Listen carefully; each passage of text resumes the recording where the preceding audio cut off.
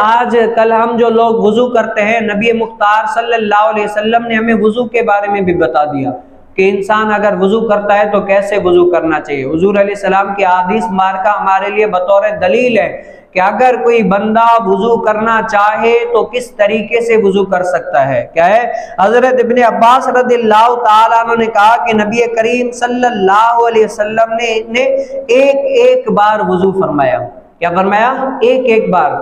मिसाल के तौर पर जैसे हुजूर अलैहिस्सलाम वुजू करने के लिए गए तो एक मर्तबा चेहरा धोया, एक मर्तबा हाथ धोए, एक मर्तबा चौथाई सर का मसा किया और एक मर्तबा क्या किया, पाँव धोए। अब एक एक मर्तबा क्या है, वुजू फरमाया। आजकल जो लोग हमारे आप शहरों के अंदर देख ले, लोग बैठते बाद में है लेकिन वुजू वाला नल क्या होता है, पहले खोल देते। और ये क्या है, इसराफ है। शरीयत में जिस चीज की हाजत ना हो उस जगह पर वो चीज इस्तेमाल करना, उसको क्या कहते हैं, इसराफ कहते हैं। तो शरीयत ने इसराफ से भी बंदे को मना किया है। और हुजूर अलैहिस्सलाम की शरीयत क्या है, हुजूर अलैहिस्सलाम ने क्या फरमाया कि अगर एक एक मर्तबा वुजू, चेहरा धोया, हाथ धोया, चौथाई सर का मसा किया, पाँव धोया, कितनी मर्तबा, एक एक मर्तबा। अब उलमा इससे क्या फरमाते हैं कि ये क्या है, फर्ज का दर्जा है। क्या है, अगर बंदा एक मर्तबा भी इन आज़ा को नहीं धोएगा ना तो फर्ज अदा ही नहीं होगा। भाई चेहरा, जैसे सुन्नत तरीका क्या है, 3 मर्तबा चेहरा धोना, 3 मर्तबा हाथ धोना, चौथाई सर का मसा करना और 3 मर्तबा क्या है, टखनों समेत दोनों पाँव धोना। ये क्या है, सुन्नत है। हुजूर अलैहिस्सलाम ने ऐसा किया तो ये क्या है, सुन्नत है, तरीका है। लेकिन फर्ज क्या है, फर्ज क्या है, एक एक मर्तबा धोना लाजमी फर्ज है। अगर ये भी नहीं पूरा करेगा तो नमाज उसकी होगी नहीं। और दूसरा, इसीलिए उलमा ने फरमाया कि अगर कोई किसी वजह से बंदे को देर हो गई, नमाज नहीं पढ़ी और कहता है कि मैं वहां पर चलकर नमाज पढ़ लूंगा, अब देखता है कि अगर मैंने वुजू करने पर बैठा और 3 मर्तबा आज़ा को धोया तो क्या नमाज का टाइम निकल जाएगा।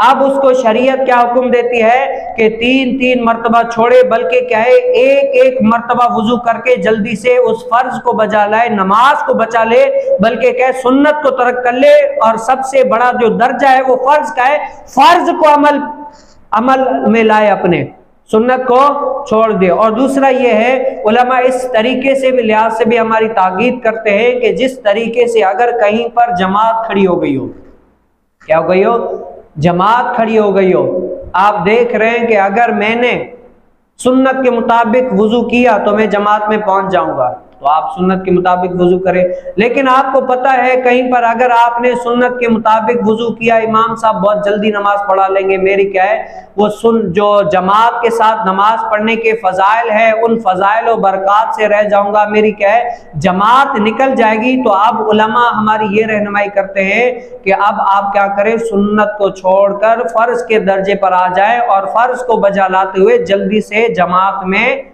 शामिल हो जाइए।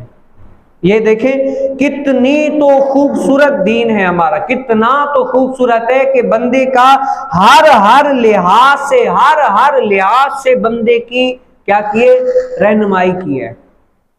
और अब यहां पर ये तो हो गया फर्ज का दर्जा। अगर बंदा फर्ज के तरीके पर वुजू करना चाहे तो किस तरीके से कर सकता है, वो ये है, शरीयत ने हुजूर अलैहिस्सलाम की सीरत मुबारका से हमें बता दिया कि फर्ज ये है।